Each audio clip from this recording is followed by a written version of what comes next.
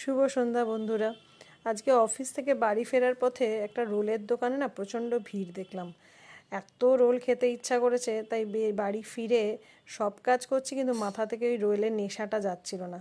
অফিসে কিছু কাজ ছিল আর মেয়েকে পড়ানোও ছিল, সবই করছি, বাট ওই রোল খাওয়ার একটা ব্যাপার মাথার মধ্যে কখন অনেকক্ষণ ধরে ঘুরছে। তাই কিছুক্ষণ মানে কাজ করার পরে অর্ডারটা দিয়েই দিলাম। সুইগি থেকে আমি অর্ডারটা দিলাম, দিয়ে আমিনিয়া থেকে রোলটা আনিয়েছিলাম। আমিনিয়ার রোলটা আমার বেশ ভালোই লাগে, জানো। চিকেন রোলটা অর্ডার করেছি তো, আর চিকেন রোলটা ওরা দারুণ বানায়। কিন্তু আমি অবাক হয়ে গেলাম এদের প্যাকেজিংয়ে, কি সুন্দর প্যাকেজ করে মানে প্যাকেট করে দিয়েছে। আগে যেমন কি হয়, একটা র্যাপার দিয়ে বা একটা মানে পেপার র্যাপার দিয়ে প্যাক করেই ওরা পাঠিয়ে দিত, কিন্তু একটা সেই বিয়েবাড়ির আমন্ত্রণপত্রের মতো একটা এনভেলপের ভেতর থেকে বেরোলো রোলটা, কিন্তু খুব সুন্দর প্যাকেজিং।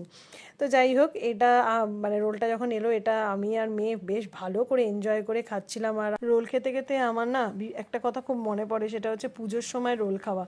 বাবা পুজোর সময় যেদিন আমাদের নিয়ে বেরোতো, সব জায়গায় ঘুরিয়ে আমাদের বাড়ির সামনে রোলের দোকান ছিল, সেখানে রোল খাওয়াতো, আর সেই রোলটা ছিল আমাদের কাছে অমৃত। তার কারণ হচ্ছে তখন তো রোলের অতটা চাল ছিল না, কারণ ফাস্টফুড তো খেতামই না, সেটা আমাদের কাছে ছিল অমৃত। তোমরা ভালো থেকো, সুস্থ থেকো, এরকম ছোট ছোট গল্প আরও হতে থাকবে তোমাদের সঙ্গে।